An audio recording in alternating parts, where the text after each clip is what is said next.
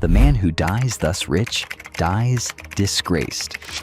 In February 1901, the world's richest private citizen signed a document that made him instantly wealthier, then spent the next 18 years trying to die broke.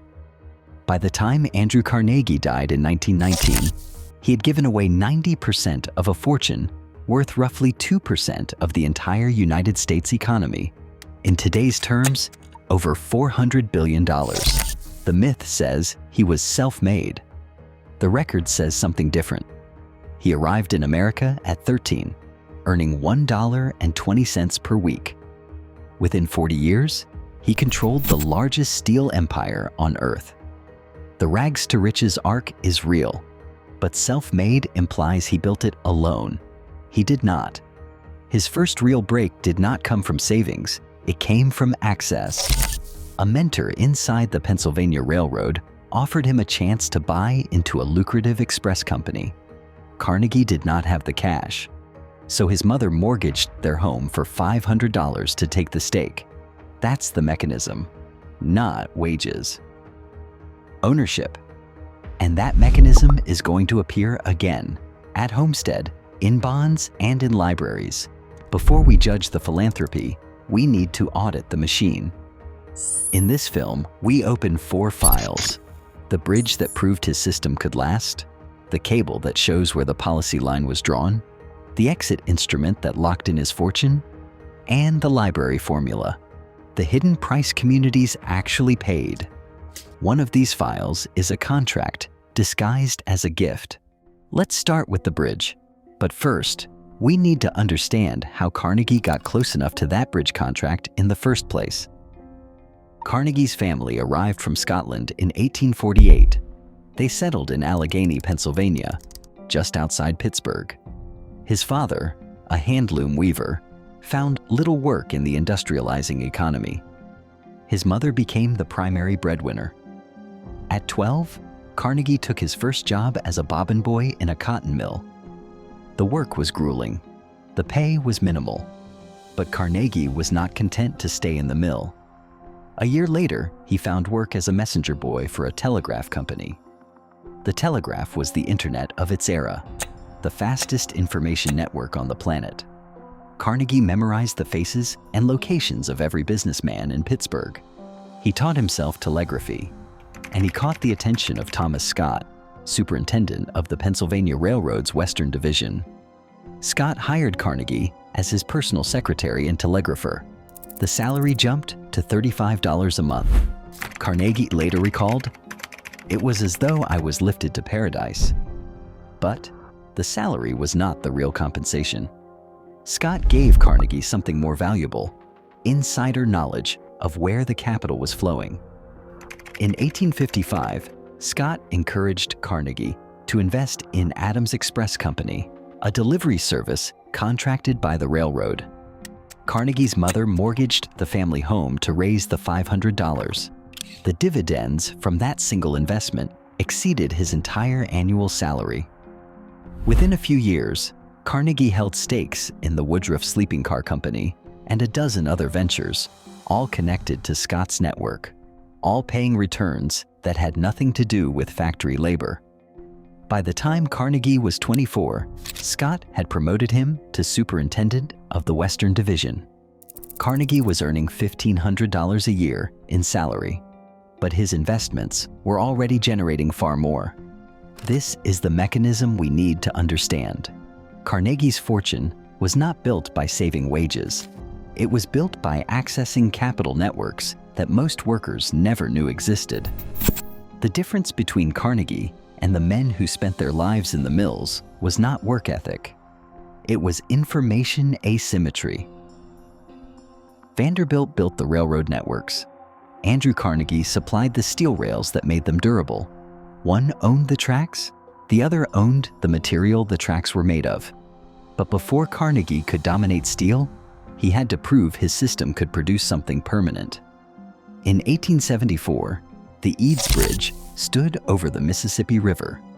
Legend remembers an elephant, but the engineering proof came from load testing, 14 locomotives driven across simultaneously. The elephant was theater. The locomotives were verification. The bridge held, and Carnegie's reputation as a steel supplier was established. 1 year later, he opened the Edgar Thomson Works in Braddock, Pennsylvania. He named it after the president of the Pennsylvania Railroad, his mentor's boss, his primary customer. The plant was built around the Bessemer process, a method of mass-producing steel that most American manufacturers considered too risky to adopt at scale. Carnegie bet his entire fortune on efficiency. If the process worked, he could manufacture steel cheaper than his rivals could. Devotion separated the policymaker and the consequences of that policy. This arrangement worked as long as the system ran smoothly. In July 1892, it stopped running smoothly.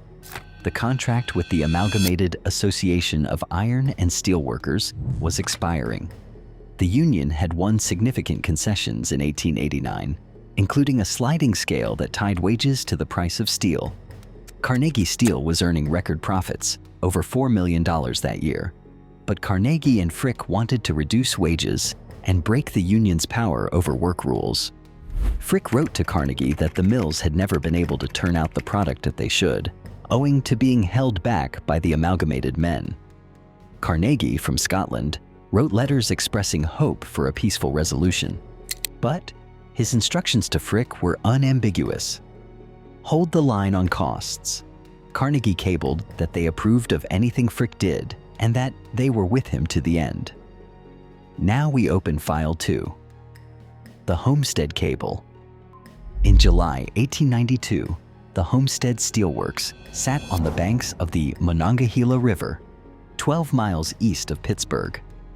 It was one of the most advanced steel plants in the world and the site of one of the most violent labor confrontations in American industrial history. When negotiations collapsed, Frick locked out the workers. He erected fortifications around the plant with barbed wire, searchlights, and rifle slits. The workers called it Fort Frick. He then hired agents from the Pinkerton National Detective Agency to secure the facility and escort replacement workers into the plant. On July 6th, the Pinkertons arrived by barge before dawn. The workers were waiting. A 14-hour firefight erupted across the river. When the violence ended, at least 10 people were dead, workers and Pinkertons both. Dozens more were wounded. Carnegie was at his lodge in Scotland when the shooting started. He was 3,500 miles away. But the documentary record includes a cable he sent to Frick during the crisis. The language is precise. Never employ one of these rioters. Let grass grow over works. Must not fail now.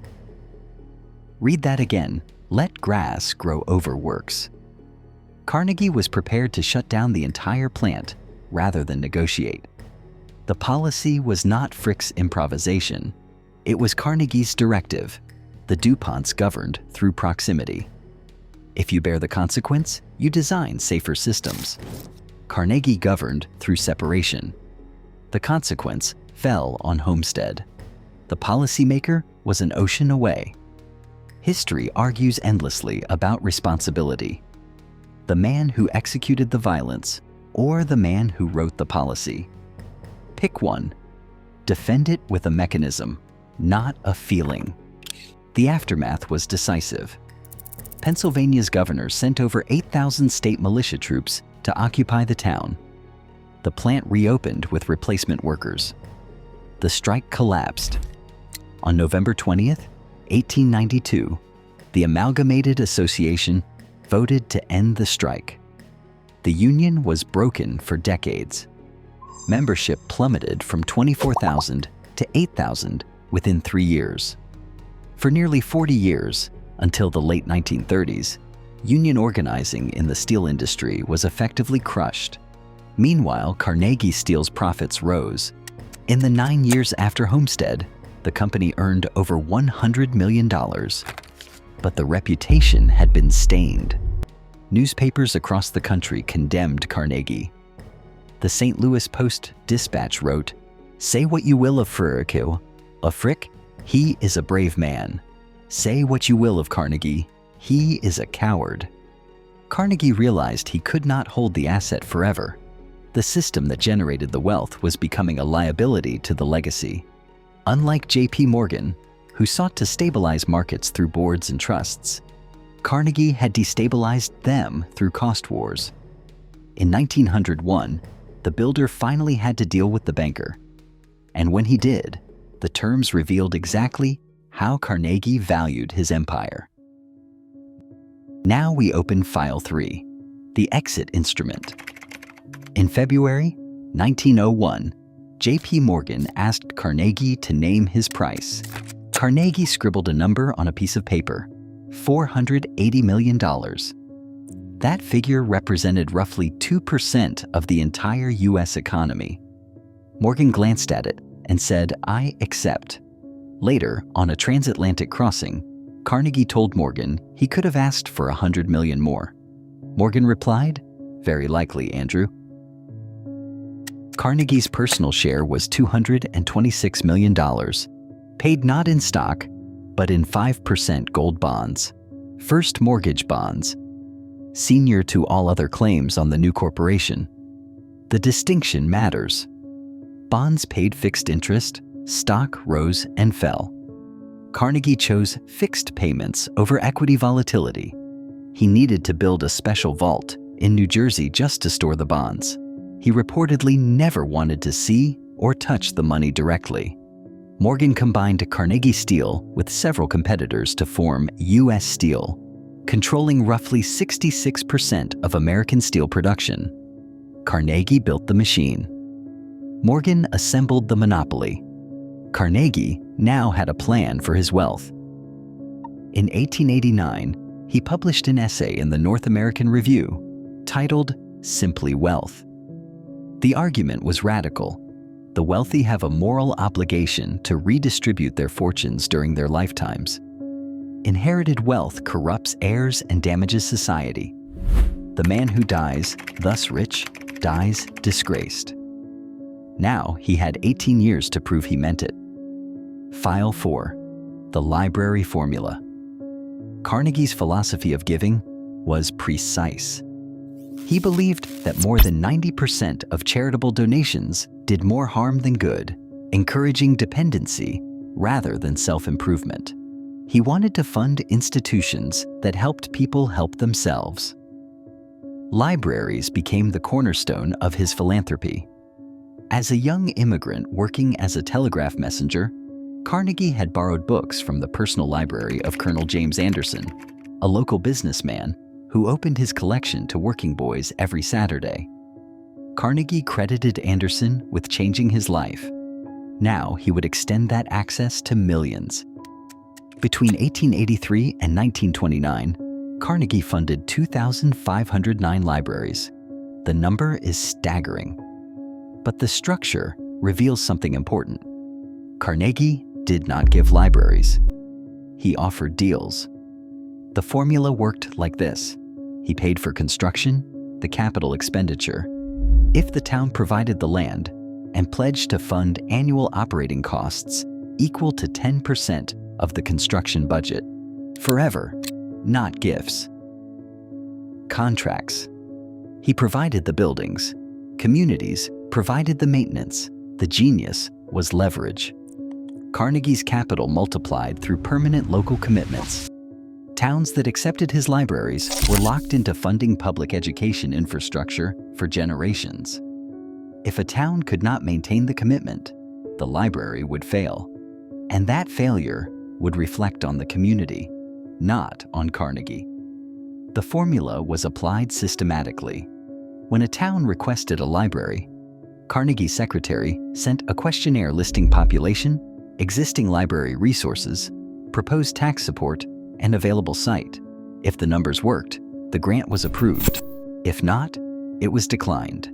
Small towns received grants of $10,000, enough to build a library that immediately became the most significant civic building in the community. Carnegie's name went above the door. The town paid to keep the lights on. The philanthropy was real. So was the mechanism. Critics argued the formula was self-serving. that Carnegie was buying redemption with money extracted from underpaid workers. The St. Louis Post-Dispatch declared that 10,000 Carnegie libraries would not compensate for the direct and indirect evils resulting from the Homestead strike. But communities still applied. By the time the last grant was made, Carnegie had funded nearly half of all public libraries in the United States. By the time Carnegie died in August 1919, he had given away approximately $350 million, roughly 90% of his net worth. The disbursement was systematic, tracked with the same precision he had applied to steel production. Was this redemption? The men at Homestead might disagree. The libraries served communities that had nothing to do with the violence in Pennsylvania. The philanthropy and the labor policy existed in parallel, never reconciling. Before you pick a side, try this. Steelman the position you disagree with. State the strongest version of the argument you do not believe. Then decide. If you had to choose, higher wages in 1890 or a public library system for your grandchildren, which helps society more? Pick A or B. There is no clean answer. Andrew Carnegie built a machine that converted iron ore into knowledge. The cost of fuel was borne by the men at Homestead. The output belongs to history. Was this conscience or calculation? The man who tracked costs to the third decimal point, did he track this too? The ledger is open. The verdict is yours.